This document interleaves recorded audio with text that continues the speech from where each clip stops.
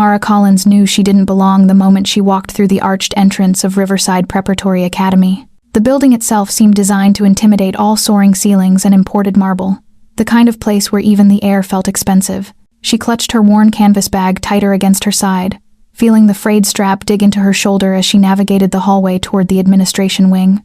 Around her, other parents moved with easy confidence, their designer shoes clicking against polished floors, their conversations peppered with casual mentions of summer homes and private tutors. She'd worked double shifts for 3 months to afford Liam's uniforms. The scholarship covered tuition, but there were always extras, fees for this, donations for that. Her son deserved every opportunity, every chance she'd never had. That's what she told herself when the bills piled up, when exhaustion made her bones ache. The conference room door stood open, revealing a long mahogany table surrounded by leather chairs. Mara paused in the doorway, taking in the scene. A dozen parents already seated, most clustered at one end, talking and laughing like old friends. Probably because their children had likely been in playdates and summer camps together since birth. She slipped into a chair at the far end, the leather creaking slightly under her weight. A few glances flicked her way, quick assessments, dismissals. She was used to it. At 28, she'd been a single mother for 7 years, ever since Liam's father decided impending fatherhood wasn't part of his life plan. She'd learned to carry that judgment like armor. "Thank you all for coming," Principal Westbrook said, taking his place at the head of the table.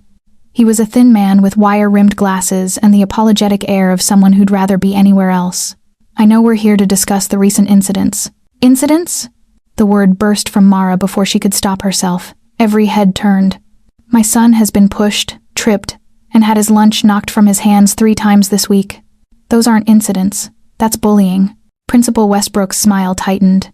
"Miss Collins, we prefer to view these situations as conflicts requiring mediation." "My Aiden," said the Collins boy started it. A woman in a cream Chanel suit interrupted, not even looking at Mara. "Apparently he's been quite disruptive in class." Heat flooded Mara's cheeks. "Liam has never started anything. He's 7 years old and being targeted. Perhaps if some children were better prepared for our academic environment," another parent said, his tone dripping with implication, "there wouldn't be these tensions." The scholarship kid, that's what he meant. The boy who didn't belong, who didn't have a trust fund or a legacy admission. Mara's hands curled into fists beneath the table. She opened her mouth to respond, to fight back, to demand they see her son as more than his bank balance. "I apologize for my lateness." The voice came from the doorway, deep and controlled, carrying an authority that made everyone fall silent. Mara turned with the others. The man standing in the entrance was tall, well over 6 feet, with dark hair touched with silver at the temples. He wore a charcoal suit that probably cost more than her monthly salary, tailored perfectly to his broad shoulders. But it was his face that arrested her sharp jawline, intense gray eyes that swept the room with calculated assessment, and something else beneath the polished exterior. Something almost weary. "Mr. Ashford," Principal Westbrook stood so quickly he nearly knocked over his water glass. "We didn't expect that we're honored. I'm here regarding my nephew, Marcus Ashford." The man's gaze moved across the faces at the table, pausing when it reached Mara. For a moment, something flickered in those gray eyes, recognition, curiosity, she couldn't tell. "I understand there's been some trouble. Nothing we can't handle through proper channels," Westbrook said quickly. "Just some minor disagreements between students. My nephew came home yesterday with a bruised arm. The temperature in the room seemed to drop. He told me several boys have been targeting another student. When he tried to intervene, they turned on him." Mara's breath caught. Marcus. She knew that name. Liam had mentioned him, the quiet boy who sometimes sat with him at lunch when no one else would. "Mr. Ashford, I assure you we take all allegations seriously," Westbrook said, sweat beading at his temples. "However, we must be careful about casting blame. Then let me be clear." Dominic Ashford moved into the room with the kind of presence that bent space around him. He didn't take the empty seat near the other parents. Instead, he walked the length of the table and sat in the chair directly beside Mara. "I'm here for Marcus. And I'm here for the Collins boy too." The room went utterly still. Mara stared at him, at the man who'd just placed himself firmly on her side of an invisible battle line. He met her gaze steadily, and she saw something unexpected in his eyes. Not pity, not charity, but a fierce, protective determination that mirrored her own. The bullying stops now, he continued, his attention returning to Westbrook. I expect a full investigation, consequences for the students involved, and a comprehensive anti-bullying program implemented immediately. I'm prepared to fund whatever resources are necessary. Of course, Westbrook stammered. We'll begin tomorrow. Today, Dominic said quietly. The word carried absolute finality. The parents who'd been so vocal moments ago sat in stunned silence. The woman in Chanel suddenly became very interested in her phone. The man who'd implied Liam didn't belong studied his hands. Mara's throat felt tight. She should say something, thank him, but words tangled on her tongue. This man, this stranger, had just done what she'd been trying to accomplish for weeks. With a few sentences, he'd shifted the entire power dynamic in the room. Miss Collins, Principal Westbrook said, his tone markedly different now.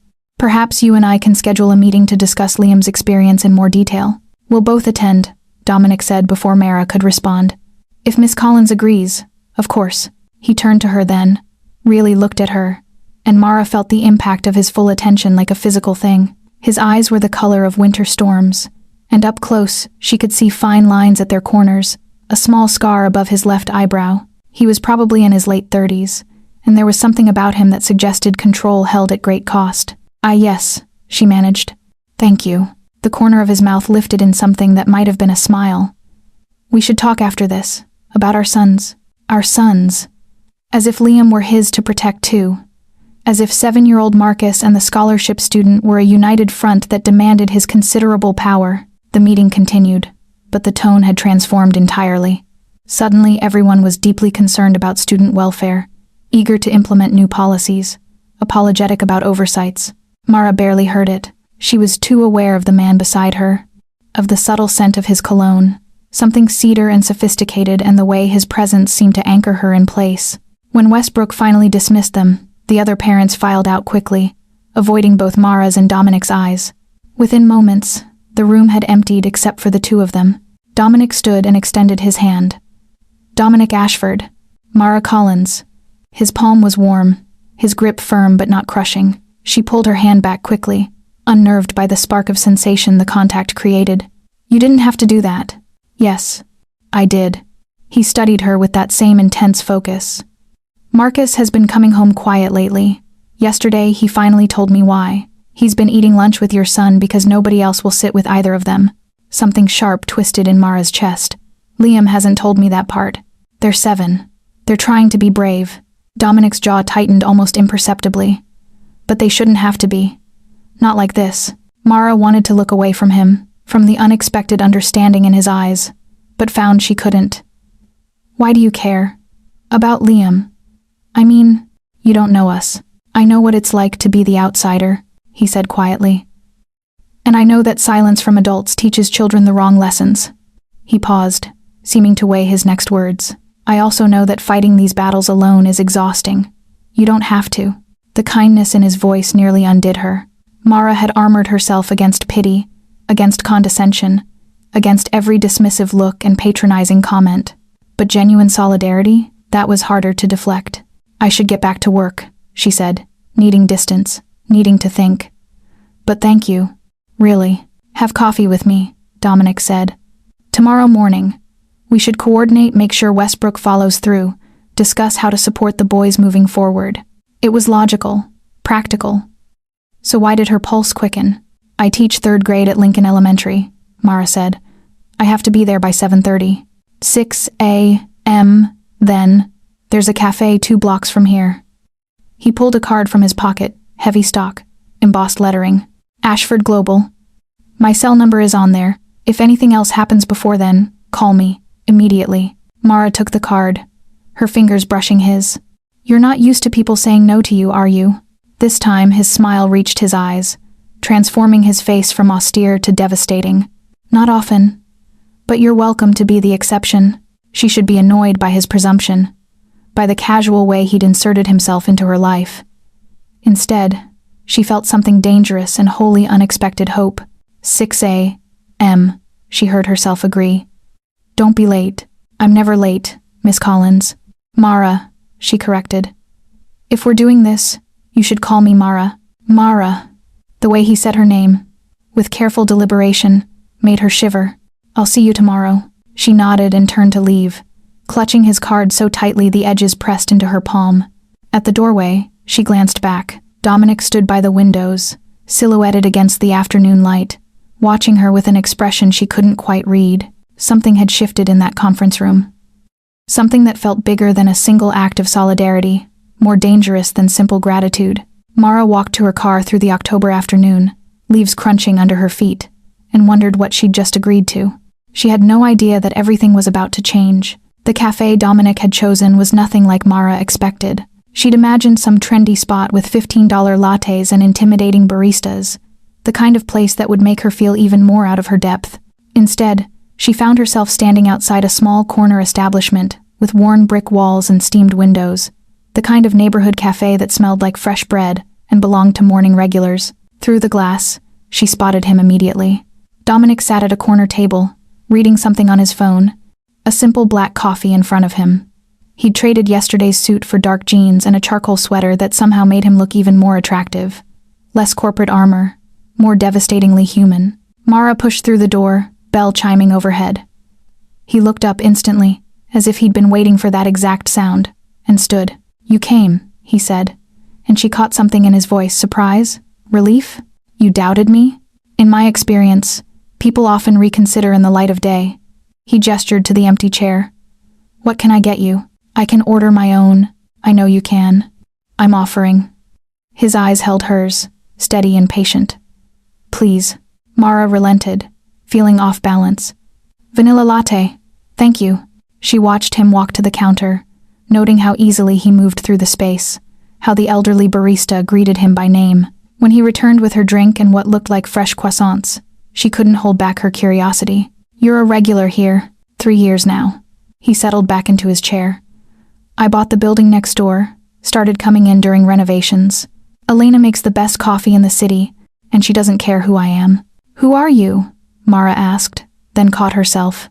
"I mean, I know your name, but yesterday, the way everyone reacted, you didn't Google me." It wasn't a question, and something like satisfaction crossed his face. "Should I have?" "Most people would." Dominic took a sip of his coffee. "I'm in real estate development. My company, Ashford Global, handles large-scale urban renewal projects. I'm also on the board of several foundations, including the one that provides scholarships to Riverside Prep. The scholarship. The one that had gotten Liam into that school." "Oh," Mara said quietly, understanding flooding through her. "So you're excessively wealthy, according to Forbes. But I prefer to think of myself as excessively tired most days." He leaned forward slightly. "That's not why I'm here, Mara. I'm not here as a donor or a board member. I'm here because Marcus needs a friend, and your son has been that friend." "Liam hasn't said much about school," Mara admitted, wrapping her hands around the warm cup. "He's been quieter lately. I knew something was wrong, but getting him to talk." She trailed off, hating the admission of failure. "He's protecting you," Dominic said gently. "Marcus does the same thing with me. They're trying to handle it themselves because they think they should be able to. They're 7. "I know." Something dark flickered across his features. "My sister Marcus's mother, she died 2 years ago. Cancer. She fought hard, wanted to stay for him, but..." He stopped, jaw working. "Marcus came to live with me. I'm his guardian now, and I'm learning every day how inadequate I am for the job." Mara's chest tightened. "I'm sorry. About your sister." "She was my only family," Dominic said, the words careful, controlled. "We were close growing up. When she got sick, I promised her I'd take care of Marcus, give him everything. I thought that meant the best school, the best opportunities. I didn't realize it also meant navigating 7-year-old politics and playground hierarchies. Despite everything." Mara felt a smile tug at her lips. "It's harder than billion-dollar deals?" "Infinitely." His return smile was rueful. "At least in business, people are honest about wanting to destroy you." They fell into silence, sipping coffee as morning light filtered through the windows. Mara studied him covertly, the way exhaustion shadowed his eyes despite the early hour, the tension he carried in his shoulders. This wasn't the polished businessman from yesterday. This was someone struggling with unexpected responsibility, with grief barely held at bay. "Liam's father left when I was 3 months pregnant," she found herself saying. "He wanted me to, not have the baby. When I refused, he signed away all rights and left. I haven't seen him since. His loss, Dominic said immediately, fiercely. I tell myself that. But then Liam asks questions about having a dad, and I wonder if I was selfish, if I should have. She stopped, shocked at herself. Why was she telling him this? Sorry, that's too much. No. Dominic's hand moved across the table, stopping just short of touching hers. It's not. And you weren't selfish. You were brave. The sincerity in his voice made her eyes sting. She blinked hard, reaching for her latte to hide the reaction. What's your plan? She asked, needing to shift back to safer ground. With Westbrook in the school, Dominic's expression hardened, the vulnerable moment passing. I'm meeting with him this afternoon. I want a detailed report on every incident, the students involved, and what disciplinary action will be taken. I'm also implementing a new anti-bullying curriculum, effective immediately. I've already contacted an educational consultant who specializes in these programs. Just like that. Money opens doors, Mara. I won't apologize for using it when it protects our sons. Our sons. There it was again, that possessive plural that shouldn't make her feel warm but did. I can't pay you back, she said bluntly. Whatever this costs. I'm not asking you to. Dominic's eyes held hers. This isn't about money. This is about two boys who should be worried about homework and soccer practice. Not whether they'll be safe at school. But you're doing this because Marcus. I'm doing this because it's right, he interrupted. And because you've been fighting this battle alone, and you shouldn't have to. Mara set down her cup carefully, afraid her shaking hands would spill it. Why do you keep saying that? You don't know me. You don't owe me anything. Dominic was quiet for a moment, his gaze never leaving her face. When he spoke, his voice was low, almost rough. Yesterday, watching you in that room, refusing to back down, even when they were all against you. He stopped, seeming to choose his words carefully. You reminded me that there are people who fight without weapons most of us take for granted. That's rare. It's impressive. Heat crept up Mara's neck. She wasn't used to being seen, really seen, by someone like him. I'm just a mom doing what moms do. No, he said quietly. You're more than that. The intensity in his eyes made her breath catch. She looked away first, her heart hammering against her ribs. This was dangerous territory. He was a billionaire. She was a public school teacher barely making rent. This was a temporary alliance about their children, nothing more. But the way he looked at her suggested he wasn't thinking about children at all. I should go, Mara said, checking her phone for the time. Morning bell is in 40 minutes. Of course. Dominic stood when she did, ever the gentleman. Can I drive you? My car is just... I have my own car, but thank you. She hesitated, then added, for the coffee, for listening, for everything. Mara. He said her name like a question and a statement at once. This isn't over. The situation at school, I mean. We'll need to stay in contact, coordinate our approach. I know. So I'll see you again. Soon. It wasn't a question. Mara should probably be annoyed by his assumption, but instead, she felt that dangerous flutter of anticipation. Soon, she agreed. She made it to the door before his voice stopped her. Mara? She turned back. Dominic stood by their table, hands in his pockets, looking suddenly younger and less certain. I'm glad Liam has you, he said. He's lucky. The sincerity in his words, the gentle way he said them, nearly broke something in her chest. Mara managed a nod, not trusting her voice, and walked out into the cool October morning. In her car, she sat for a full minute, hands gripping the steering wheel, trying to slow her racing heart. Dominic Ashford was dangerous, not because he was wealthy or powerful, but because he'd looked at her like she mattered, like she was someone worth seeing beyond her role as a struggling single mother. Her phone buzzed. A text from an unknown number. Let me know when you get to school safely. Dominic. Mara stared at the message. At the casual intimacy of the request, the implied care. She should set boundaries. She should keep this strictly about the boys. Instead, she typed back, "Will do," and tried not to think about how much she was already looking forward to the next time she'd see him. Miss Collins. Mara looked up from grading spelling tests to find her classroom aide, Jenny, rushing toward her desk, eyes wide with excitement. There's someone here to see you, Jenny said breathlessly. In the main office. Mr. Westwood says to come right away. Mara's stomach dropped. It was Thursday afternoon, 3 days since the coffee with Dominic. They'd texted a few times, brief updates about the school investigation, nothing personal. She'd convinced herself the flutter she felt each time his name appeared on her screen was just gratitude. Now what? Had something happened with Liam? She hurried down the hallway, past construction paper, art projects, and alphabet posters, her sensible flats squeaking on the linoleum. Through the office window, she spotted a familiar tall figure standing by the secretary's desk, and her heart did something complicated. Dominic Ashford looked profoundly out of place in her elementary school office, his tailored navy suit and expensive watch a stark contrast to the handmade parent volunteer appreciation board. He held a tablet and was engaged in what appeared to be an intense phone conversation. "I don't care what the zoning board says. We have permits," he said curtly into his phone. "Tell them I'll be there in an hour." He ended the call and turned, his expression softening when he saw her. "Mara, what are you doing here?" she asked, aware of every eye in the office watching them. "Is it Marcus? Liam? They're both fine." He glanced around at their audience. "Can we talk somewhere private?" Mara led him to the teacher's lounge, blessedly empty during after-school hours. The room was small and cluttered, mismatched furniture, a temperamental coffee maker, inspirational posters about growth mindsets. Dominic looked around with barely concealed fascination. "This is where teachers hide?" he asked. "This is where we survive," Mara corrected, crossing her arms. "Dominic, why are you here?" He set his tablet on the table, suddenly seeming less certain. "The boys want to have a playdate. Marcus asked this morning if Liam could come over on Saturday. I told him I'd check with you first." Mara blinked. "You came all the way here to ask about a playdate?" "I was in the neighborhood. I'm meeting with the City Planning Commission about a development project in an hour." He paused. "And I wanted to see you."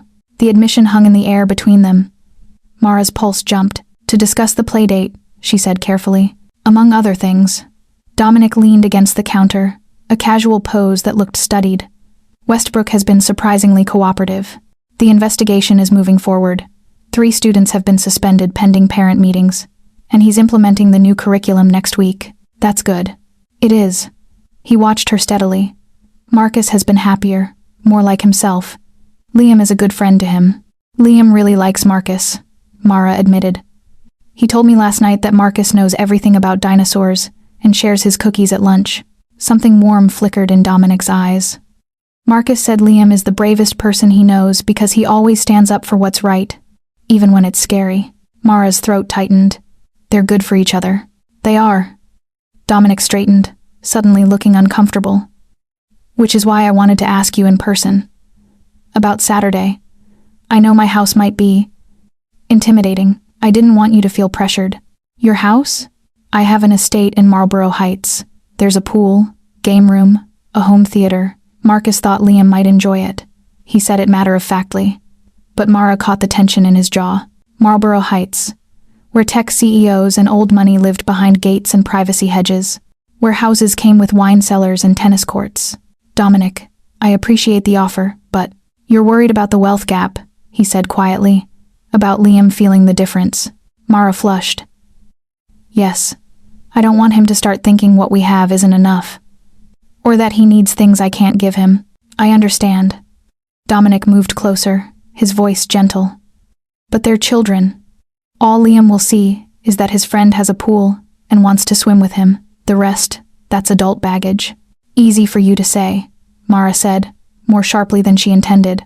"You don't have to worry about your child looking at someone else's life and finding his own lacking." "No," Dominic agreed. "But I do worry about my nephew growing up isolated because people assume his wealth makes him untouchable, that he doesn't need friends because he has things." The raw honesty in his voice stopped her protest. Mara studied him, really looked at him, the exhaustion around his eyes, the tension in his shoulders, the way his hands curled slightly at his sides. "You're lonely," she said softly, the realization surprising her. Dominic's expression flickered, a crack in his careful control. "I'm busy." "That's not the same thing." For a long moment, they stared at each other. The teacher's lounge felt suddenly smaller, the air charged with something unnamed. "Come on Saturday," Dominic said finally. "Both of you. Stay for lunch. Let the boys swim and play, and we can make sure they're supervised. Safe." "We?" Mara asked. "I'm not suggesting you drop Liam off like some kind of hired entertainment." His mouth quirked. "I'm asking you to spend the afternoon. With me? With us? There it was, the thing neither of them had quite acknowledged. This wasn't just about their sons anymore. I don't have a swimsuit, Mara said, then immediately felt foolish. Of all the objections she could raise, that was what came out. Dominic's smile reached his eyes. I'm sure we can find one. The guest house has everything. Of course you have a guest house, she muttered. Actually, I have too. But who's counting? Was he teasing her? Mara felt an answering smile tug at her lips despite herself. Dominic. One afternoon, he said. Let them be kids together. Let yourself take a breath. No strings, no obligations, just time. Mara knew she should say no, should maintain distance, remember her place, protect herself and Liam from a world they could never truly be part of. But looking at Dominic now, seeing past the expensive suit to the man underneath the uncle who loved his nephew, the person who'd stood beside her when no one else would, she found her resistance crumbling. What time? She asked. The relief on his face was immediate and unguarded. Noon? I'll send a car. We have a car. I know you do. But Marlborough Heights can be confusing to find, and I'd rather you didn't spend an hour lost. When she opened her mouth to argue, he added quickly, or I could send you the gate code and detailed directions. Whatever makes you comfortable. Mara hesitated, then relented. Directions work. Done. Dominic pulled out his phone, typing rapidly. I'll text them to you tonight. Along with my address. Okay. She felt lightheaded, like she'd just agreed to something much bigger than a playdate. Mara, his voice dropped lower. Thank you. For trusting me. I know that's not easy. You're making it hard not to, she admitted. Something intense flashed in his eyes, desire, surprise, she couldn't tell. He stepped closer, near enough that she could smell his cologne, see the gray threaded through his dark hair. I should let you get back to work, he said, but made no move to leave. Probably, Mara agreed, her heart hammering. Neither of them moved. The teacher's lounge felt suspended in time, just the two of them, and the afternoon light slanting through the dusty windows. Then the door burst open and Jenny stuck her head in. Oh, sorry, Miss Collins. I didn't know you were. Oh my God. Is that Dominic Ashford? She gaped openly. The spell broke. Dominic straightened, distance returning, his expression shifting back to polite and controlled. I was just leaving. Miss Collins, thank you for your time. Of course, Mr. Ashford. Mara matched his formality, aware of Jenny's wide eyes. He nodded once and left, his footsteps echoing down the hallway. Through the window, Mara watched him climb into a sleek black car, probably worth more than she'd earn in 5 years, and disappear into traffic. Oh my God, Jenny breathed. That was Dominic Ashford. The Dominic Ashford, what was he doing here? His nephew and my son are friends, Mara said, trying for casual and not quite managing it. And he came here personally? Mara, do you know who he is? A person, Mara said firmly.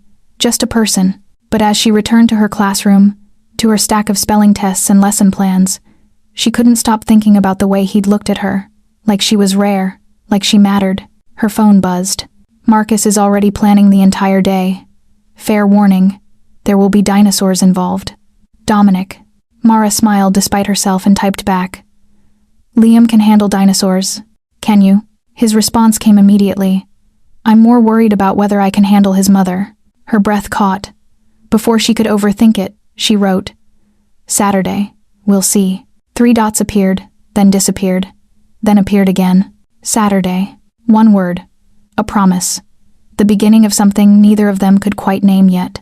Mara tucked her phone away and tried to focus on her work. She failed miserably. Saturday arrived with perfect October weather, crisp air, cloudless sky, leaves in full autumn glory. Mara had changed her outfit 3 times before settling on dark jeans and a simple cream sweater that Liam told her made her look like a mom, but pretty. The drive to Marlborough Heights took 40 minutes, winding through progressively wealthier neighborhoods until even the trees looked expensive. When her GPS announced their arrival, Mara found herself facing a gatehouse with actual security. Name? The guard asked pleasantly. Mara Collins. And Liam. We're here to see Dominic Ashford. The guard checked his tablet, smiled, and the iron gate swung open. Drive straight up. Follow the lane to the main house. Welcome to Ashford Estate. Estate, of course. The driveway curved through professionally landscaped grounds, mature oaks, perfectly trimmed hedges, gardens that probably required a full-time staff. Then the house came into view, and Mara's hands tightened on the steering wheel. It wasn't a house. It was a manor, 3 stories of honey-colored stone and mullioned windows, with wings extending on either side and a circular fountain in the front courtyard. Elegant, understated, and absolutely breathtaking. "Whoa," Liam breathed from the back seat. "Is that where Marcus lives?" "Apparently so," Mara managed. She parked her 10-year-old Honda Civic next to a fountain featuring marble dolphins, feeling absurd. Before she could spiral into full panic, the front door opened, and Marcus burst out, a small, dark-haired boy in swim trunks and a dinosaur t-shirt. "Liam, you came. Uncle Dom said you might not come, but I knew you would because you said you would and you always keep promises." The words tumbled out in a rush as he bounced on his toes. Liam was already unbuckling his seatbelt, grinning. "I brought my swim stuff. And my T-Rex toy. I have a Brachiosaurus. We can make them fight." The boys were off, racing around the fountain, their laughter bright and pure. Mara climbed out of her car, smoothing her sweater, trying not to feel completely overwhelmed. They've been waiting by the window for an hour. She turned to find Dominic standing in the doorway, and her breath stuttered. He wore faded jeans that fit him perfectly, and a simple gray t-shirt that revealed muscled arms she hadn't expected. His feet were bare, hair slightly mussed, and he looked younger, more approachable, devastatingly attractive. "Hi," she said, suddenly shy. "Hi." His smile was warm, genuine. "You found it okay? Your directions were very thorough." She glanced around at the grounds, the house, the sheer scale of everything. Your home is beautiful." "It's too big," Dominic said, walking toward her. "I bought it for my sister, actually. When she got sick, I wanted her and Marcus to have space, comfort. After she died, Marcus didn't want to leave. It was the last place he lived with his mother. So," he shrugged, "we stayed." The grief in his voice was subtle but present, a wound not fully healed. Mara's instinct was to reach out, to offer comfort, but she held back. "I'm glad you did," she said instead. "If it gives him peace. Some days it does. Other days it's just empty rooms and echoes." Dominic shook his head, as if clearing the thought. "Come inside. I'll show you to the pool house so Liam can change." The interior was as stunning as the exterior, vaulted ceilings, original artwork, furniture that belonged in magazines. But there were also signs of life. Marcus's backpack abandoned on a chair, drawings stuck to the refrigerator with magnets, a half-built Lego set on the coffee table. "The pool is through here," Dominic said, leading her through French doors to a spectacular backyard. The pool was Olympic-sized, surrounded by lounge chairs and tropical plants, with a waterfall feature at one end and a hot tub at the other. Beyond it, perfectly manicured lawns stretched to a tree line in the distance. "This is obscene," Mara said before she could stop herself. Dominic laughed, a real laugh that transformed his face. "I know. But the boys love it." Liam and Marcus were already at the pool's edge, pulling off their shoes with single-minded determination. Dominic showed them to the pool house, a structure nicer than Mara's entire apartment, where Liam could change. Minutes later, both boys were in the water, splashing and shrieking with joy. Mara settled into a lounge chair, watching them with a smile. Dominic sat beside her, close enough that she was aware of every shift in his posture. "This is good for him," she said quietly. "Marcus, having a friend. It's good for both of them." Dominic's gaze was on the boys, but his voice was thoughtful. "Marcus has been alone too much since his mother died. I work constantly, and I'm not good at the emotional stuff. His therapist says he needs peer connections, normal childhood experiences." "You're doing better than you think," Mara said. "He's happy, safe, loved." "I hope so." Dominic turned to her, and the vulnerability in his eyes made her chest ache. "I'm terrified I'm failing him, that I'm too focused on providing for him materially and missing what actually matters." "Join the club," Mara said wryly. "I constantly worry Liam suffers because I work so much, because I can't give him the life other kids have, because his father—" She trailed off, but Dominic didn't look away. "Because his father was a fool who abandoned something precious." The words were fierce, protective, and Mara felt heat climb her neck. "You don't have to say that. I do if it's true." His gaze held hers. "You're a good mother, Mara. It's obvious in everything Liam does, everything he is." She couldn't breathe properly. The autumn sunlight caught in Dominic's eyes, turning them silver, and she wanted suddenly, desperately, to lean into him, to let someone else carry some of the weight for once. "Uncle Dom, watch this," Marcus's shout broke the moment. They turned to see him attempt an elaborate cannonball, resulting in a massive splash that soaked both boys. Liam retaliated with an even bigger jump, and soon they were competing to see who could create the most impressive water displacement. The afternoon unfolded with surprising ease. Mara had expected awkwardness, uncomfortable reminders of the chasm between their worlds.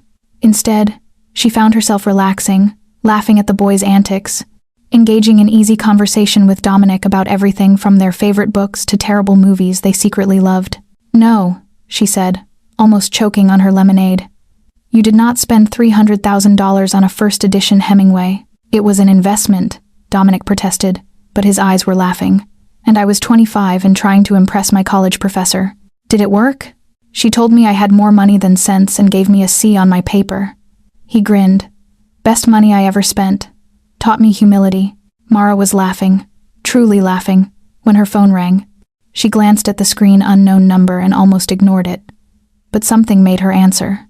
"Miss Collins, this is Patricia Westbrook from Riverside Prep. I'm calling about an urgent matter." Mara's stomach dropped. "Is Liam okay?" "Liam is fine. He's here with you, correct?" The woman's voice was crisp, professional. "I'm calling because we've had a development in the bullying investigation. One of the suspended students, Aiden Marshall, his parents have hired a lawyer. They're threatening to sue the school and claiming harassment by Mr. Ashford." The world tilted.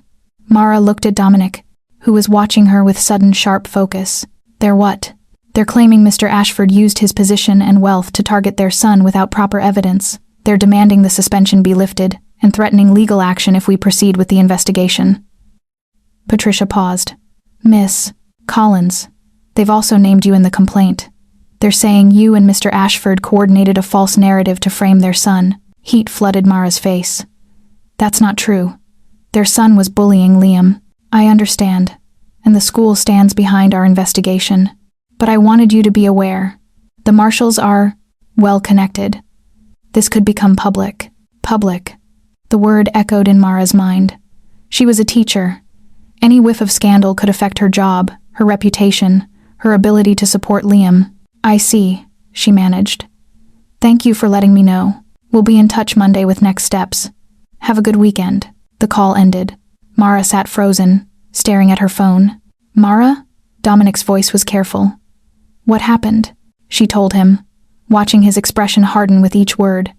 By the time she finished, his jaw was set, eyes cold in a way she'd never seen. "They're going after you to get to me," he said quietly, fury vibrating beneath his controlled tone.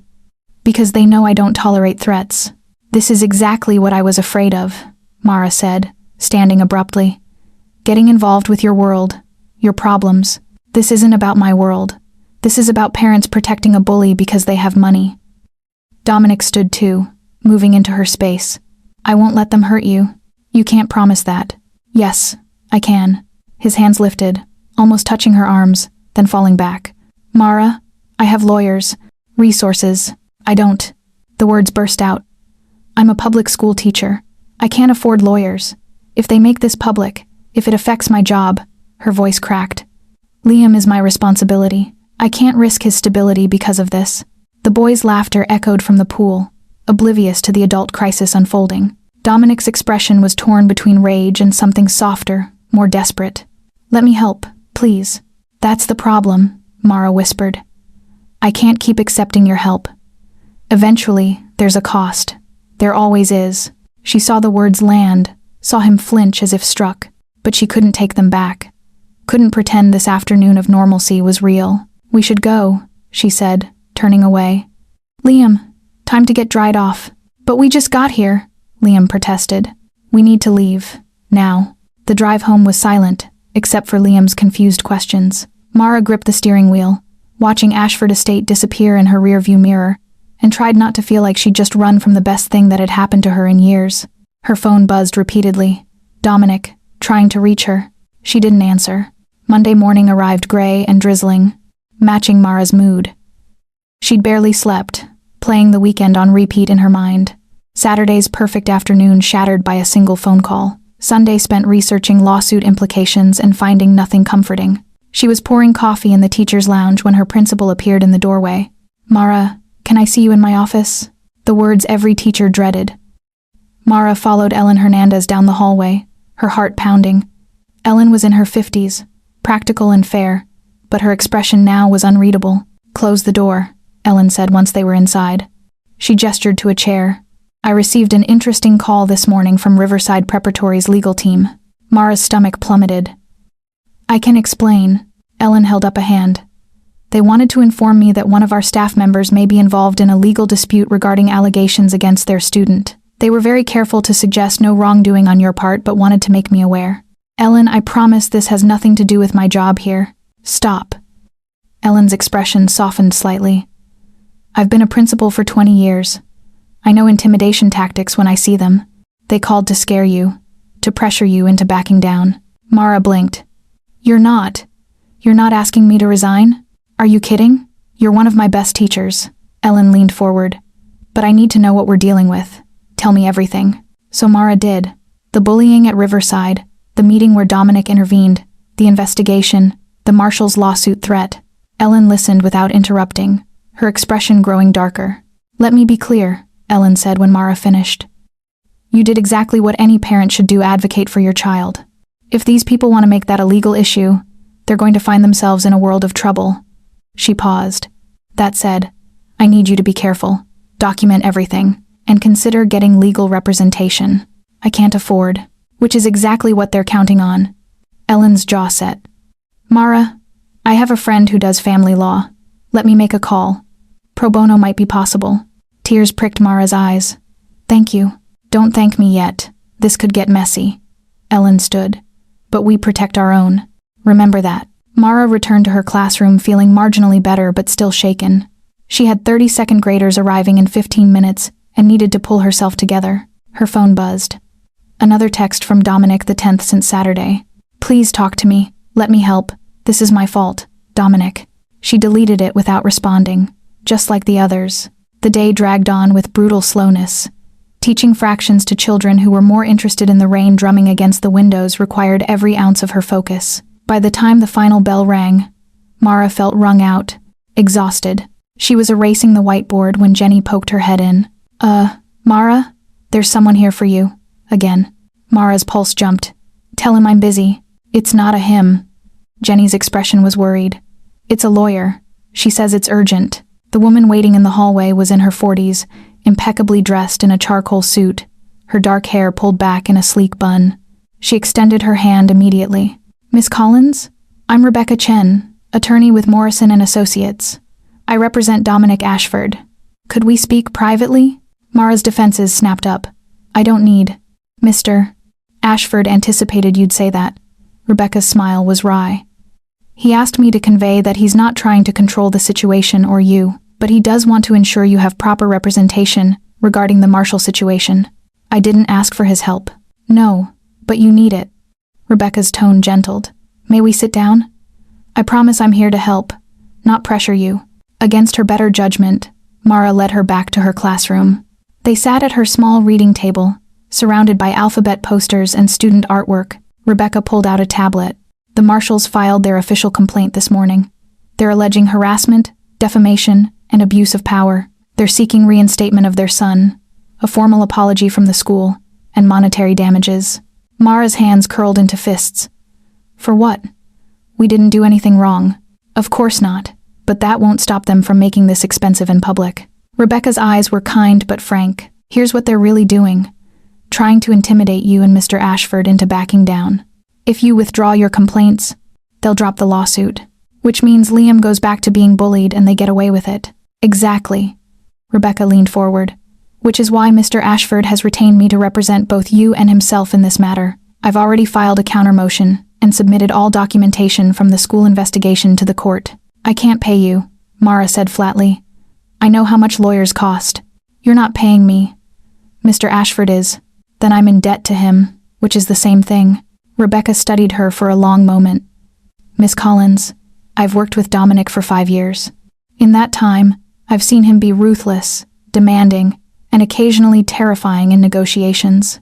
But I've never seen him like he's been this past week, calling me at midnight, demanding updates every hour, personally reviewing every document." She paused. "This isn't about money or obligation. He's worried about you." Mara's chest tightened. "He shouldn't be. Why? Because you're determined to handle everything alone? Rebecca's tone sharpened slightly. I have 3 kids, Miss Collins. I know the single mother martyr complex when I see it. Sometimes accepting help isn't weakness. It's strategy. The words hit harder than they should have. Mara looked away, focusing on a student's drawing of a rainbow taped to her desk. What do you need from me? She asked finally. First, your consent to represent you. Second, a detailed timeline of every incident involving Liam at Riverside. Third, any text messages, emails, or documents related to the situation. Rebecca pulled out a card. And fourth, your agreement to stay in communication with both me and Mr. Ashford. I don't want to see him, Mara said quickly. Why not? Because seeing him makes me want things I can't have. Because his world and mine don't fit together. Because I'm terrified of needing him. It's complicated, Mara said instead. Rebecca's expression softened. Miss Collins Mara, in my professional opinion, you have a strong case. In my personal opinion, you're punishing yourself and Mr. Ashford for circumstances neither of you created. But that's not my business. She stood, placing the card on the table. Call me tonight. We'll set up a proper meeting to go over everything. After she left, Mara sat alone in her classroom as the light faded outside. Her phone buzzed again. Rebecca says you're willing to work with her. Thank you. I know you're angry with me. You have every right to be. But please know I'm not trying to control this or you. I just want to keep you safe. Both of you. Dominic. Before she could stop herself, Mara typed back. Why do you care so much? 3 dots appeared immediately, then disappeared, then appeared again. Finally, because you matter. To Marcus, to me. More than is probably wise. Mara stared at the words, her heart hammering against her ribs. She should end this, should push him away, should protect herself. Instead, she wrote, We need to talk, but not over text. His response was instant. Tomorrow. After school, I'll come to you. Fine. My classroom. 4 p.m. I'll be there. Mara set down her phone, feeling as if she'd just stepped off a cliff. Tomorrow, she'd see him again. Tomorrow, they'd have to address what was happening between them, this pull that defied logic, this connection that terrified her. Outside, the rain intensified, drumming against the windows like a heartbeat. She gathered her things and headed home to Liam, trying not to count the hours until 4 o'clock tomorrow. Trying not to acknowledge how much she wanted to see Dominic again, despite everything. Trying to ignore the truth that was becoming impossible to deny. Somewhere between that first parent meeting and now, Dominic Ashford had become more than just Marcus's uncle, more than just an ally in her fight for Liam. He'd become someone she couldn't stop thinking about. Someone she was starting to trust. Someone who was beginning to matter far too much. The rain followed her home, and Mara wondered if it was washing away her defenses or her common sense. Probably both. Dominic arrived at 3:58 p.m., precisely 2 minutes early. Mara watched him through her classroom window as he crossed the parking lot, rain dampening his shoulders despite the umbrella. He wore another suit charcoal today, with a silver tie and carried a leather portfolio. Even soaked, he looked like he belonged on magazine covers, not in her worn elementary school. She opened the door before he could knock.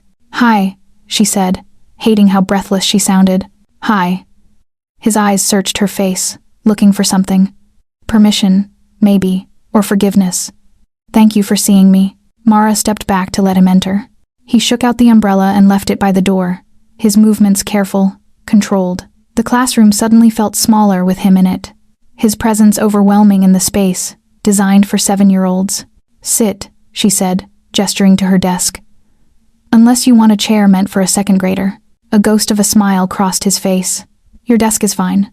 He settled into her chair, her space, where she graded papers and ate hurried lunches, and Mara perched on the edge of the reading table across from him. The distance felt both too much and not enough. Rebecca called me, Mara started. She's thorough. She's the best. Dominic set his portfolio aside. I should have asked before retaining her for you. I'm sorry. I didn't want to overstep, but I also couldn't stand the thought of you facing this alone. I'm used to alone, Mara said quietly. I know. His gaze held hers. But you don't have to be. Not with this. The sincerity in his voice made her chest ache. Mara looked away, focusing on the rain streaking down the windows. The Marshalls are doing this to hurt you, she said. They're using me as leverage because they know you care about Marcus. About the bullying situation. No. Dominic's voice was firm. They're doing this because they're used to their money protecting them from consequences. This has nothing to do with you specifically, and everything to do with their entitled worldview. But I'm still caught in the middle. Yes. He stood, moving closer, stopping just short of touching distance. And I hate that. If I could take this entirely on myself, shield you completely, I would. But that's not how this works. Mara looked up at him, at the tension in his jaw, the concern darkening his eyes. You really mean that? Of course I do. He seemed genuinely confused that she'd doubt it. Mara, He stopped, seeming to wrestle with something internal. I can't stop thinking about you, about Liam, about whether you're okay, whether you're eating enough, sleeping, whether you're scared or angry or blaming me for dragging you into this mess. Her breath caught. Dominic, I know I shouldn't say this, he continued, words spilling out like he couldn't contain them anymore. I know you probably think this is just wealthy guy meets struggling single mom, some kind of savior complex or power dynamic issue. But it's not. You're not some project or charity case to me. Then what am I? The question emerged barely above a whisper. Dominic's eyes burned into hers. You're the woman who made me remember what it feels like to want something beyond the next deal. To care about someone's opinion of me beyond business relationships. You're smart and fierce and you don't back down even when you should. And watching you fight for your son makes me want to fight for you. Mara's heart hammered so hard she could barely breathe. You don't know me. Not really. Then let me. He took another step closer. Now she could feel the heat of him, smell the rain and cedar scent that was becoming familiar. Let me know you, Mara. Not because I can fix your problems or because our sons are friends, just because I want to. This is a terrible idea, she said, but didn't move away. Probably the worst I've ever had. His mouth curved slightly. But I've built an empire on calculated risks. This feels like the most important one. I have nothing to offer you, Mara said desperately. No connections, no business opportunities, nothing but you. Dominic's hand lifted, hovering near her face, asking permission. You offer me you, your perspective, your strength, your company. That's not nothing, Mara. That's everything I didn't know I was missing. She should step back, should remind him of all the reasons this couldn't work. The wealth gap, the complications, the vulnerability. Instead, she found herself leaning into his touch as his fingers finally made contact, brushing her cheek with infinite gentleness. This scares me, she admitted. Me too. His thumb traced her cheekbone. I haven't felt this way since. Ever, actually. With Marcus's mother, my relationships have always been business arrangements disguised as romance. Connections that made sense on paper. You don't make sense on paper, Mara. You make sense everywhere else. That might be the most romantic thing anyone's ever said to me, she whispered, then laughed shakily. Which is pathetic, given my history, his loss. Dominic's other hand came up, cradling her face now, his touch reverent. My impossible luck. The distance between them evaporated. Mara didn't know who moved first, maybe both of them simultaneously, but suddenly his mouth was on hers, and every thought fled. The kiss was soft at first, questioning, giving her space to pull away, when she didn't, when instead she leaned in, and her hands found his chest, feeling his heart race beneath her palms. Something shifted, deepened. Dominic's arms wrapped around her, pulling her close, and Mara let herself get lost in it in the taste of him. The solid strength of his body, the way he kissed her like she was precious. When they finally broke apart, both breathing hard, Dominic rested his forehead against hers. Tell me this is okay, he said, voice rough. Tell me you want this too. Because if I'm alone in this, if I've misread, you haven't. Mara's hands fisted in his shirt. You terrify me, Dominic, but you haven't misread anything. Relief flooded his expression. He kissed her again, slower this time, deeper, and Mara felt 7 years of walls crumbling, 7 years of doing everything alone, of protecting herself, of not needing anyone. With Dominic, she wanted to need, wanted to lean, wanted to trust that he wouldn't leave when things got hard. A phone buzzed his. Dominic pulled back with visible reluctance, checking the screen. Rebecca, he said. The marshal's lawyer wants to meet. Tomorrow. Reality crashed back. Mara stepped away, smoothing her sweater, trying to compose herself. What does that mean? She asked. It means they're worried. They wouldn't ask to meet if they weren't. Dominic's expression hardened back into business mode, though his eyes remained soft on her. Rebecca wants both of us there. Both of us together? Mara's stomach twisted. Won't that make it look like that there's something between us? Dominic finished. There is something between us, Mara. We just established that pretty definitively. Heat flooded her cheeks. I know, but they don't need to know. It could complicate things, or it could strengthen our position. He moved closer again, unable to seem help himself. Two parents united in protecting their children. That's not a weakness. In your world, maybe. In mine, it gives them ammunition. The poor single mom sleeping with the billionaire to get ahead. Don't. Dominic's voice turned sharp. Don't reduce what this is. Don't let their poison infect something real. Mara wrapped her arms around herself. I'm trying to be practical. I know. You're always practical, always protecting yourself. His expression gentled. But you don't have to protect yourself from me, Mara. I'm not going to hurt you. I'm not going to leave when this gets complicated. You can't promise that. Yes, I can. He cupped her face again, making her look at him. I'm not your ex. I'm not the people who've let you down. I'm here, and I'm staying here. Tears pricked her eyes. Why? Because you're worth staying for. He kissed her forehead gently. Come to the meeting tomorrow. Stand beside me. Let them see we're united. Let them see you're not alone in this. Mara wanted to say yes. Wanted to lean into his strength, his certainty, his promise. But doubt still whispered in her mind. I need to think, she said finally. Disappointment flickered across his face, but he nodded. Okay. Think. But Mara? He brushed his thumb across her lower lip, making her shiver. While you're thinking, remember this. I'm falling for you. Completely, irrationally, probably too fast. And I'm not going to apologize for it or take it back. Then he was gone, leaving her alone in her classroom with rain drumming against the windows and her heart racing like she'd run a marathon. Mara touched her lips, still feeling the ghost of his kiss.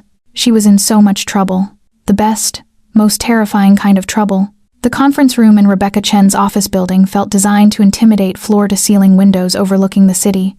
A table that could seat 20, abstract art that probably cost more than Mara's car. She sat beside Dominic, hyper-aware of his presence, of the way their arms almost touched on the leather armrest between them. Across the table, the marshal's lawyer, a man in his 60s with silver hair and calculating eyes, reviewed documents with theatrical precision. My clients, he began, are prepared to be reasonable. Rebecca leaned back, perfectly composed. How generous. Please, enlighten us on your version of reasonable. The marshals will withdraw their lawsuit and formal complaints if Miss Collins and Mr. Ashford issue a public apology for the harassment campaign against their son, Aiden.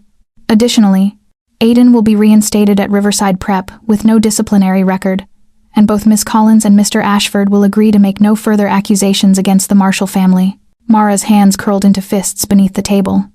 Beside her, Dominic had gone utterly still, the kind of stillness that preceded storms. And if we decline this generous offer? Rebecca asked mildly. Then we proceed with the lawsuit. My clients are prepared to pursue this aggressively.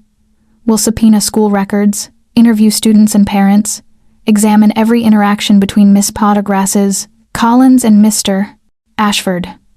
He smiled thinly.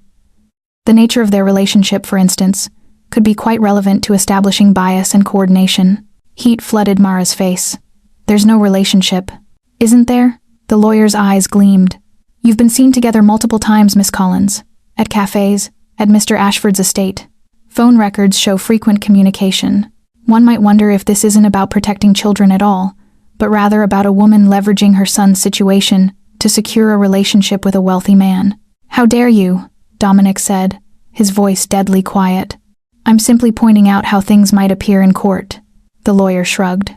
Public opinion can be quite harsh on gold diggers. Mara felt sick. This was exactly what she'd feared. Her choices, her life, twisted into something ugly and mercenary. We have video evidence, Rebecca interjected calmly. Security footage from Riverside showing Aiden Marshall physically assaulting both Marcus Ashford and Liam Collins on multiple occasions. We have testimony from teachers and other students. Your attempt to turn this into a romantic scandal won't erase that evidence. Evidence that will seem conveniently timed, given Miss Collins's relationship with Mr. Ashford. The lawyer stood. Think carefully about our offer. You have 48 hours. After they left, silence descended on the conference room.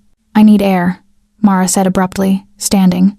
She made it to the hallway, then to the elevator, Dominic following close behind.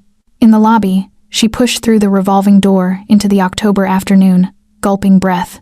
Mara, they're going to destroy me, she said, pacing on the sidewalk. They're going to make me look like some scheming opportunist who used her son to get close to you. My reputation, my job, everything. No, they won't. Dominic caught her shoulders, making her face him. Rebecca will tear their case apart. The evidence is on our side. Evidence doesn't matter if public opinion turns against me. Mara pulled away. You don't understand what it's like. You have money, power, lawyers. I have nothing. If they make me a story single mom seduces billionaire, I'll be fired, blacklisted, humiliated. You're not being fair, Dominic said quietly. To whom? You? Mara laughed bitterly. You'll be fine. You're always fine. Men like you always land on your feet, but women like me, we're disposable, replaceable. Hurt flashed across his face. Is that really what you think of me? That I'm using you? That you're disposable? I think you live in a different world, Mara said, exhaustion crashing over her.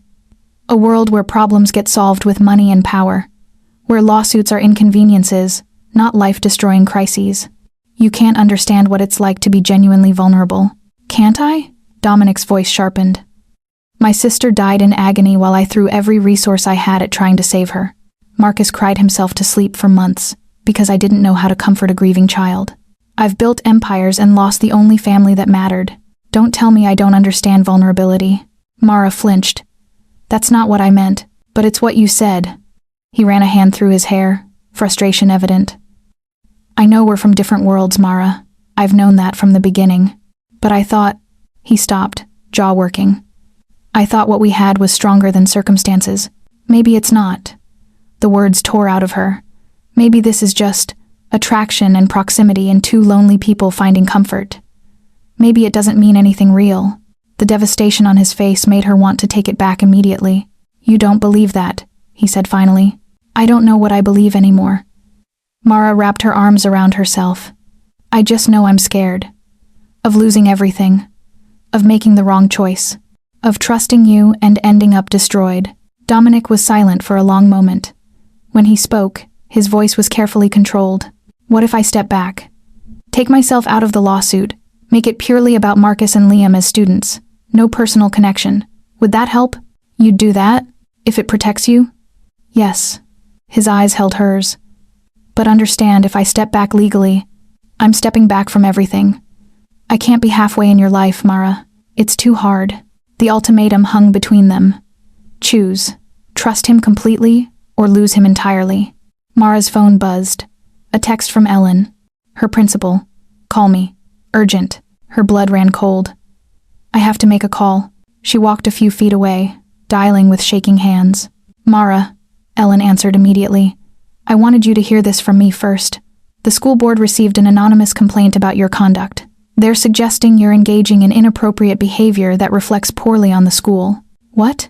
Mara's voice broke. Ellen, I haven't done anything. I know. And I told them that. But they're calling for an investigation. Paid leave while they review the allegations. Paid leave. The professional equivalent of guilty until proven innocent. This is because of the marshals, Mara said numbly. Almost certainly. But my hands are tied. I'm sorry, Mara. Truly. The call ended. Mara stood on the sidewalk, staring at her phone, feeling her world crumble. What happened? Dominic was beside her instantly. They went after my job. Her voice sounded distant, not quite real. Anonymous complaint to the school board. I'm being put on leave while they investigate. No. Dominic's fury was immediate and visceral. That's illegal. We'll sue for defamation. Wrongful. More lawsuits? Mara looked at him, seeing him clearly for perhaps the first time. Don't you see? This is what your world does. Everything becomes a battle, a war, moves and countermoves. I can't live like this, Dominic. I won't raise Liam like this. So what are you saying? His voice was tight. I'm saying maybe you should step back. From the lawsuit, from me, from everything. Tears blurred her vision. I need to protect my son. That has to come first. And what about us? There is no us. The words exploded out. There's an attraction we acted on without thinking through the consequences. There's a connection that doesn't fit in reality. But there's no us, Dominic. There can't be. She watched him absorb the words, watched something in his expression shudder and close. I see, he said finally. You've made your choice. I'm choosing Liam, the way you'd choose Marcus if it came down to it.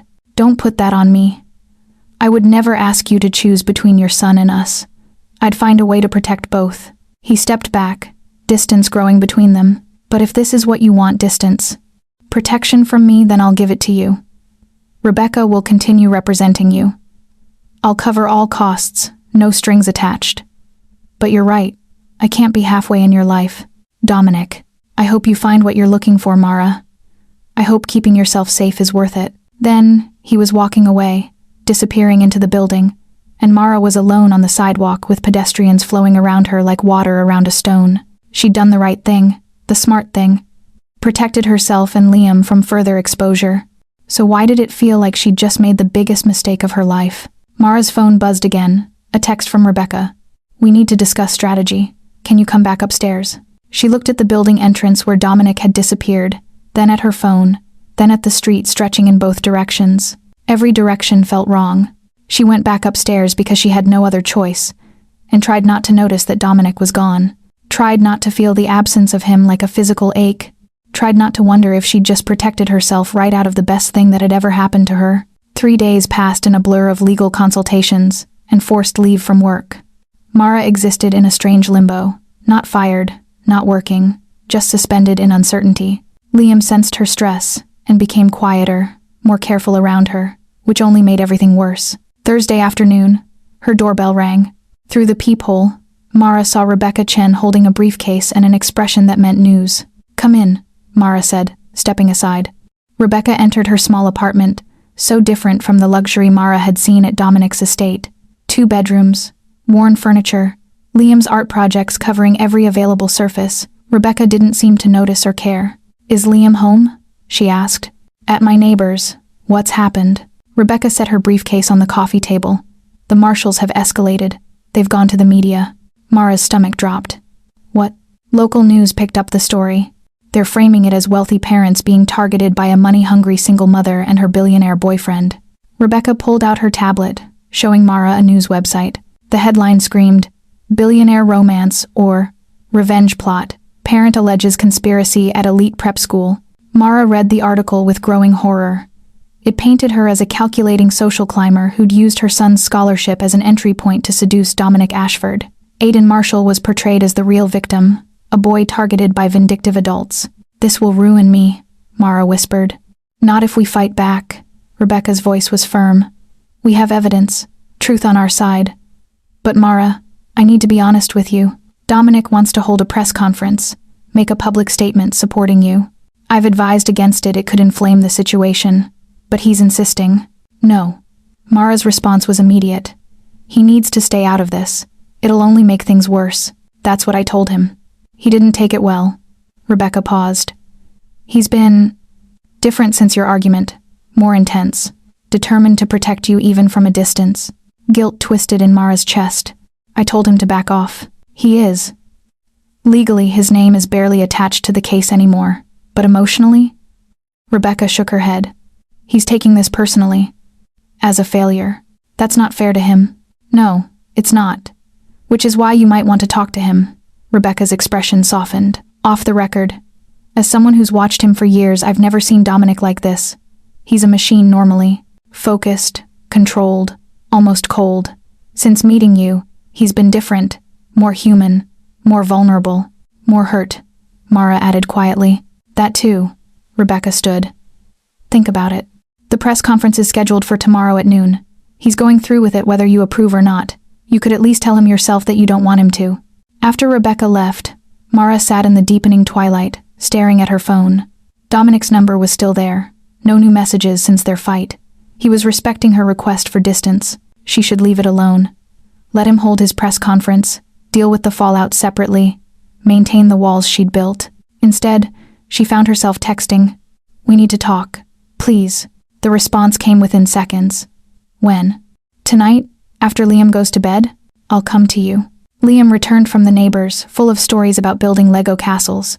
Mara made dinner, helped with homework, read bedtime stories, all while her mind churned. By 8:30, Liam was finally asleep, and her doorbell rang exactly on time.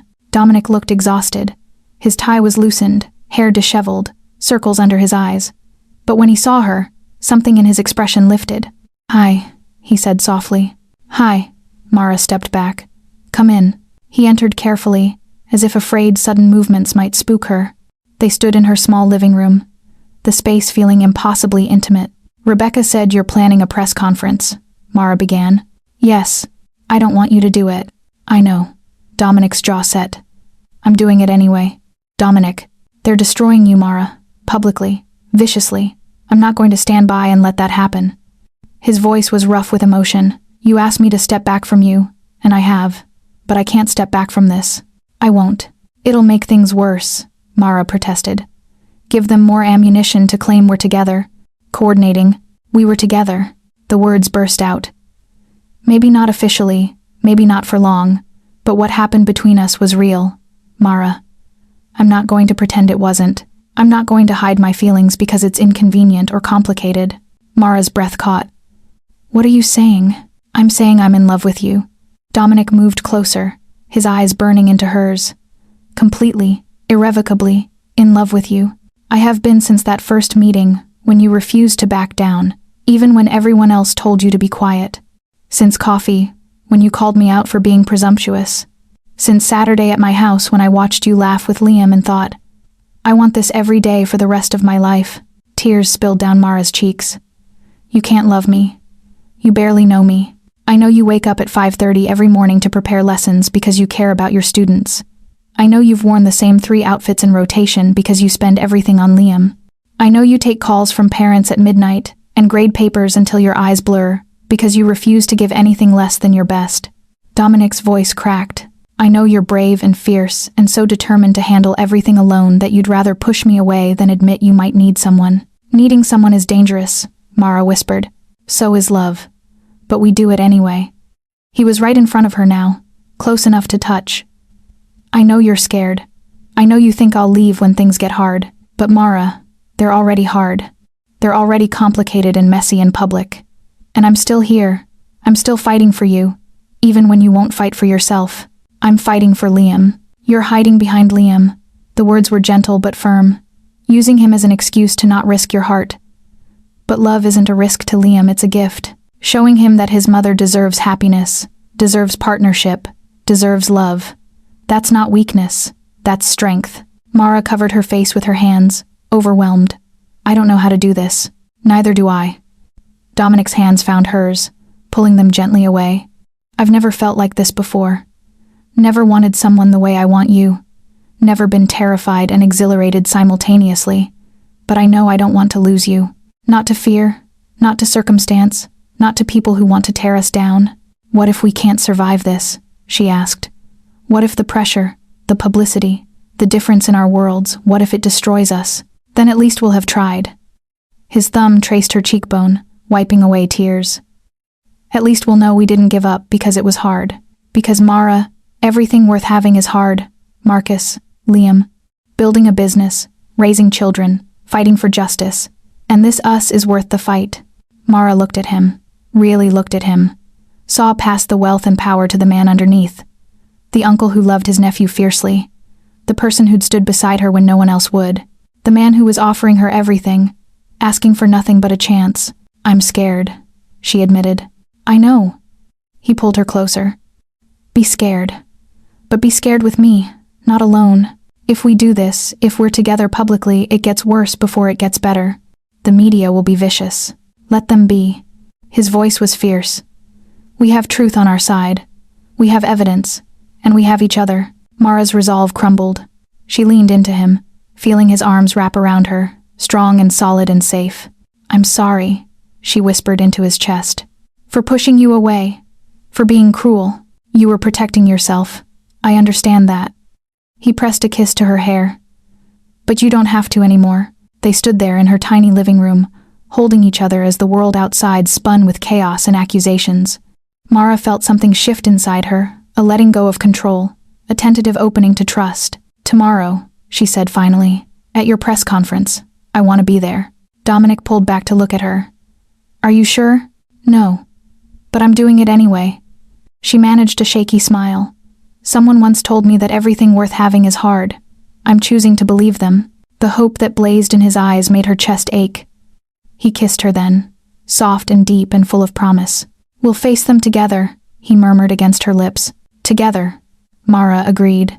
And for the first time in days, she felt like maybe, just maybe, they'd survive this. The press conference was held in the conference room of Ashford Global's headquarters, a massive space with city views and enough media presence to make Mara's stomach churn.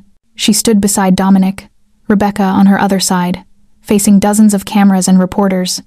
Her hands were shaking, so she clasped them together tightly. Dominic's arm brushed hers, a subtle reminder that she wasn't alone. He stepped forward to the podium, looking every inch the powerful businessman in his navy suit, but his voice when he spoke carried a warmth that was pure Dominic. Thank you for coming.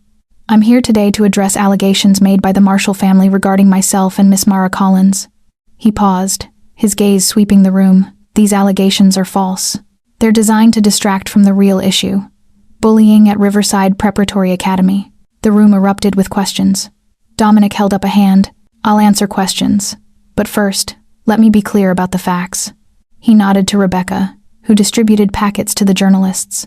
These documents contain video evidence, testimony from teachers and students, and medical records showing injuries sustained by both my nephew, Marcus Ashford, and Miss Collins's son, Liam Collins. Mara watched the reporters flip through the pages, their expressions shifting as they absorbed the evidence. The Marshall family has chosen to attack Miss Collins's character rather than address their son's behavior, Dominic continued.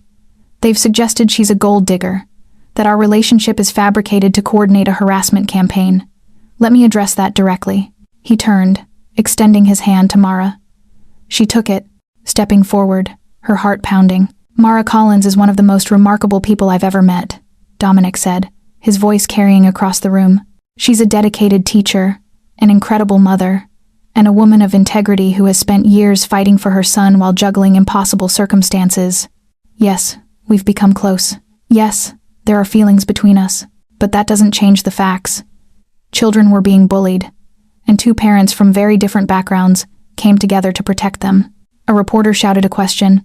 Mr. Ashford, are you confirming a romantic relationship with Miss Collins? Dominic looked at Mara, a question in his eyes. She nodded, giving permission. Yes, he said simply. I care deeply about Miss Collins, but this isn't about romance. This is about right and wrong, about wealthy families using their power to escape consequences, about institutions protecting donors over students, and about people like Mara, who fight every day without the resources most of us take for granted. Another reporter, Miss Collins, how do you respond to allegations that you used your son to get close to Mr. Houdet? Ashford. Mara stepped closer to the microphone, her voice steadier than she felt. I didn't know who Dominic Ashford was when we met, she said. I was at that parent meeting fighting for my son because no one else would listen. Dominic listened. He acted. And yes, we've grown close. But anyone suggesting I would use my child for personal gain doesn't know me or what it means to be a mother. What about the investigation into your conduct at Lincoln Elementary? That's an anonymous complaint designed to intimidate me, Mara said firmly. I've done nothing wrong professionally. My principal supports me fully. This is retaliation, plain and simple. Rebecca stepped forward. We have evidence that the Marshalls coordinated both the anonymous complaint and the media stories you've been running. This constitutes defamation, harassment, and witness intimidation. We're filing countersuits tomorrow. The energy in the room shifted. Mara felt it, the narrative changing, doubt creeping into reporters' expressions. One final thing, Dominic said. Riverside Prep has completed its investigation. 3 students, including Aiden Marshall, have been expelled for repeated bullying behavior and falsifying statements to administrators. The school board voted unanimously this morning. Expelled. It was over. Really over. The press conference dissolved into chaos, shouted questions, flashing cameras, reporters rushing to file stories. Rebecca ushered them out a side door, into a quiet hallway. That was brilliant, she said, grinning. Both of you. The Marshall's case is going to collapse before it even reaches court. What about my job? Mara asked. I called Ellen right before we started. The school board is dropping the investigation. You're reinstated effective Monday. Rebecca squeezed her shoulder. You won, Mara. Won. It should feel triumphant. Instead, Mara just felt exhausted. Thank you, she managed. For everything. Thank Dominic. He's the one who refused to let this go. Rebecca glanced at her phone. I need to handle follow-up calls. You two take the rest of the day. Celebrate. She left them alone in the hallway. Mara turned to Dominic, seeing her own exhaustion reflected in his face. We did it, she said softly. We did. He pulled her into his arms, holding tight. Are you okay? I will be. She breathed him in cedar and rain and safety. Dominic, what you said up there, about caring for me, I meant every word. He pulled back to look at her. I know this is fast. I know we're still figuring things out. But I need you to know. I'm in this. Completely. Even if it's complicated, especially if it's complicated. His smile was soft. Mara, I've spent my life making everything simple. Clean deals, clear outcomes, no messy emotions. You've made everything complicated and messy and uncertain, and I've never been happier. Tears pricked her eyes. I don't know how to do this. How to be with someone, let alone someone like you. Someone like me? Successful, powerful, out of my league. She touched his face. I'm terrified I'll wake up and you'll realize I'm not worth all this trouble.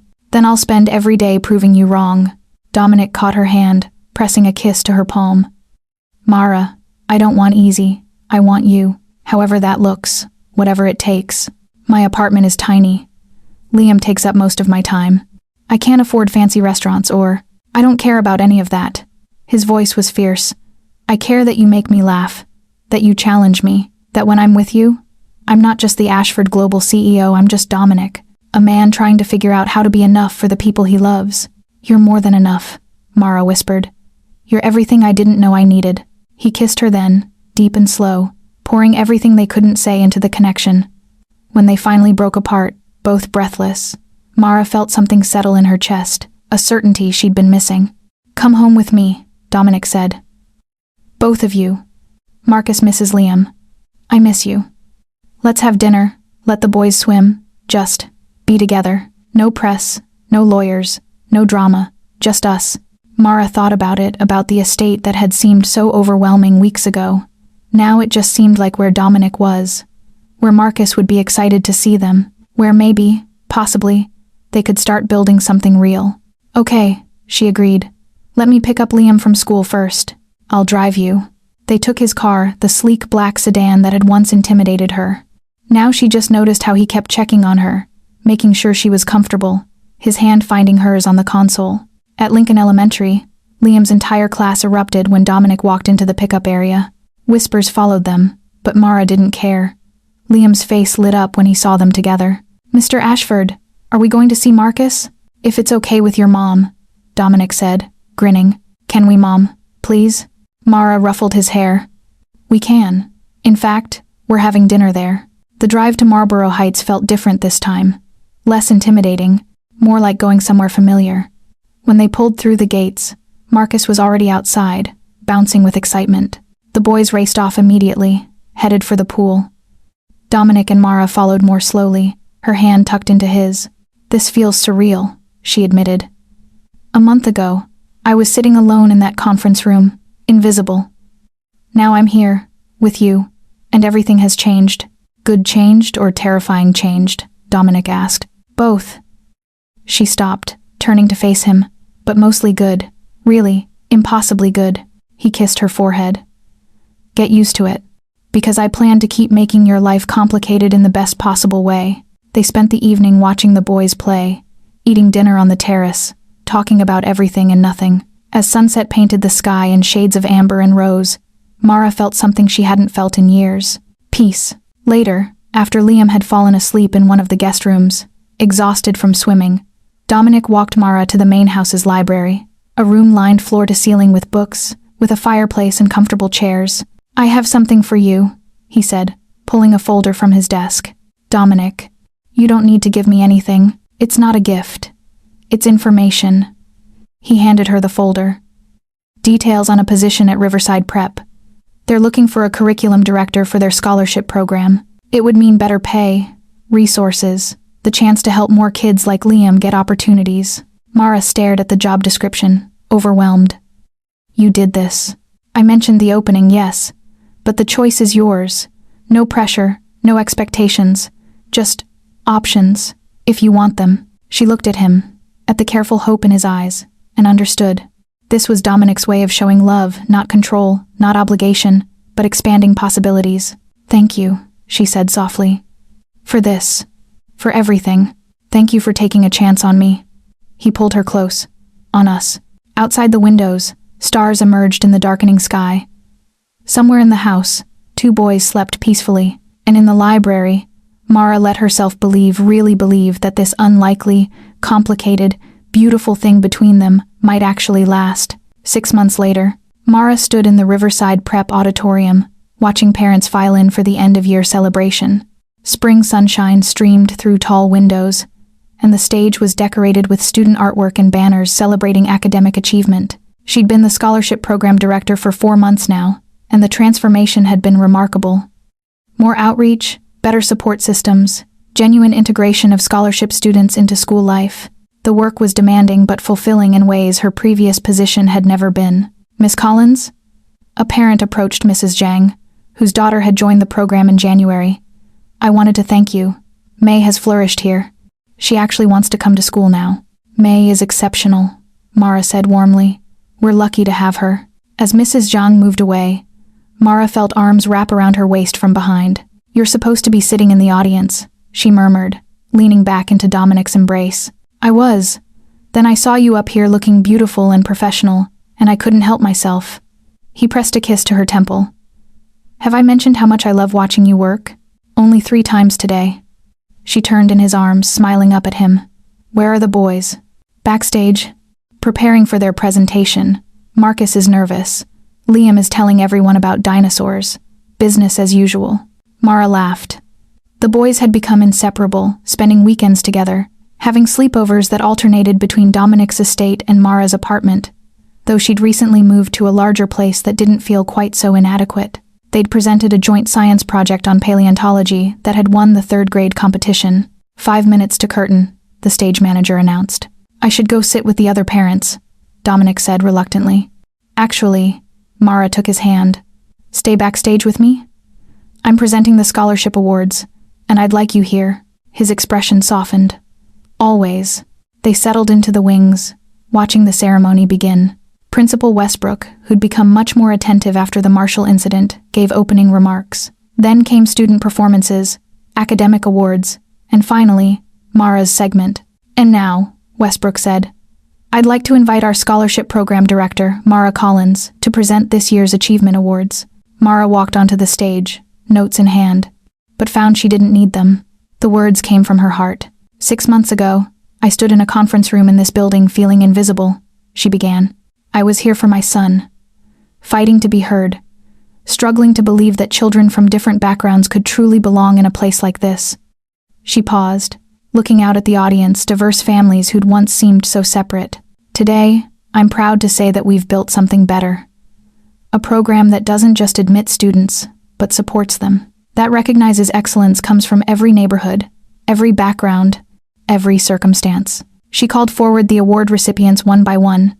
Liam was among them, receiving recognition for academic improvement and peer mentoring.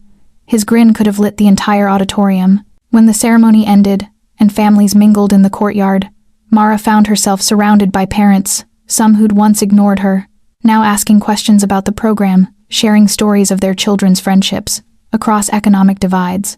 You've changed this place, a father told her.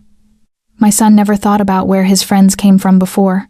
Now he understands that smart and talented look different on everyone. Later, as the crowd thinned, Dominic found her sitting on a bench watching Liam and Marcus chase each other across the lawn. Tired? He asked, sitting beside her, pleasantly exhausted. She leaned her head on his shoulder. Thank you. For making me believe this was possible. You made it possible. I just opened some doors. You opened my heart, Mara corrected softly. Made me believe I deserved more than just survival. That Liam and I could have partnership, love, support. That asking for help wasn't weakness. Dominic was quiet for a moment, his arm around her shoulders. I've been thinking, he said finally. About the future. About us. Mara's pulse quickened. They'd been officially together for 6 months, but they'd taken things slowly. No rush, no pressure. Dominic spent weekends at her apartment. She and Liam had dinner at the estate twice a week. They were building something steady, real. What about us? She asked carefully. Move in with me. The words came out in a rush. You and Liam. I know it's fast. I know you value your independence. But Mara, I hate the nights you're not there. Marcus asks constantly when Liam is coming back. And he turned to face her fully. I want to wake up next to you every morning. Want to have breakfast with you and the boys. Want to build a life together. Not just visits. Mara's breath caught. Dominic, before you say no, hear me out. He took her hands. I'm not asking you to give up anything. Keep your job, your independence, your identity. The estate is big enough for privacy, space, whatever you need. But let's stop pretending we're not already a family. Because that's what we are. You, me, Marcus, Liam, a family. I need to think about Liam, Mara said, though her heart was already answering yes. About stability, his routine. I already asked him. You what? Dominic had the grace to look sheepish. Last week when you were working late, I asked if he'd like to live at the estate. Have Marcus as a permanent roommate, his own space, all of it. And, Mara's voice was barely a whisper, he asked if it meant you'd be happy, if it meant no more sad nights when you missed me. Dominic's eyes were bright. I said yes. He said then he was in. Tears spilled down Mara's cheeks. You asked my son's permission before asking me? He's part of this decision. I wanted him to know his opinion mattered. Dominic wiped her tears gently. So what do you say, Mara Collins? Will you and Liam move into that absurdly large house and help me make it a home? She should be cautious, should worry about rushing things, about what people would say, about losing herself in his world. Instead, she threw her arms around his neck and kissed him. Yes, she said against his lips. Yes, we'll move in. Yes, to all of it. His joy was palpable, brilliant. He stood, lifting her with him, spinning her around as she laughed. Across the lawn, both boys stopped playing to watch them. Are you kiss? Ing, Liam yelled, delighted. Gross, Marcus added, but he was grinning. Dominic set Mara down but kept her close. We should tell them, together. They walked across the grass, hand in hand, to where the boys waited. Liam, Marcus, Dominic said, crouching to their level. We have news. Good news or vegetables news? Liam asked suspiciously. Mara laughed. Good news, I promise. We're going to all live together. At Mr. Ashford's house. At Uncle Dom's, Marcus corrected, bouncing. You have to call him Uncle Dom now, Liam. Liam looked at Mara, then at Dominic, his young face suddenly serious. Does that mean we're going to be like a real family? With a mom and a dad? Mara's throat tightened. She looked at Dominic, seeing the same emotion reflected in his eyes. If you want that, Dominic said gently to Liam. I know I'm not your biological father, but I would be honored, so honored to be in your life that way. To be there for you, to help your mom take care of you. To love you like you deserve. Liam studied him for a long moment, then launched himself into Dominic's arms. Okay, you can be my dad, but I'm keeping my name. Liam Collins sounds cool. Liam Collins is perfect, Dominic agreed, his voice thick. Marcus joined the hug, then Mara, and they stood there in the spring sunshine, 4 people who'd found each other in the most unexpected way, creating something beautiful from loneliness and loss. That evening, back at Dominic's estate home, Mara corrected herself. It was home now. They celebrated with pizza and ice cream on the terrace. The boys eventually crashed on the couch, exhausted from excitement, leaving Mara and Dominic alone under the stars. I have one more thing, Dominic said, pulling a small box from his pocket. Mara's heart stopped. Dominic, it's not that. Not yet. He opened the box, revealing a delicate silver bracelet with 2 small charms, an L and an M. I know we're not engaged. We're not even officially living together until you move in next month. But I wanted you to have something, a reminder that you're not alone anymore, that Liam isn't alone, that we're here, and we're not going anywhere. Mara let him fasten it around her wrist, the silver cool against her skin. It's beautiful, she whispered. You're beautiful. He pulled her close. 6 months ago, I walked into a conference room and saw a woman fighting impossible odds. I had no idea she'd change my entire life. The feeling is mutual. Mara kissed him softly. I love you, Dominic Ashford. I'm terrified and overwhelmed and so grateful. I love you too, both of you. He glanced at the boys sleeping peacefully inside. All of us. They sat together in comfortable silence, watching stars emerge in the darkening sky. Mara touched the bracelet, feeling the weight of the charms, physical reminders of the family they were building. She thought about that parent meeting 6 months ago, when she'd sat alone feeling invisible, when a billionaire had walked in and said words that would change everything. I'm here for your son too. He'd been here ever since. Through lawsuits and scandals, through fear and doubt, through every moment when Mara had wanted to run, Dominic had stayed. And now, finally, she was ready to stay too. To build a home, not just visit one. To accept love, not just give it. To trust that some fairy tales, no matter how unlikely, really did come true. What are you thinking? Dominic asked softly. Mara smiled, leaning into his warmth. That I'm exactly where I'm supposed to be. Me too, he agreed. Me too. And under the stars, surrounded by sleeping children and the promise of tomorrow, Mara Collins let herself believe in happy endings. Because sometimes, the best stories started with sitting alone, and ended with never being alone again.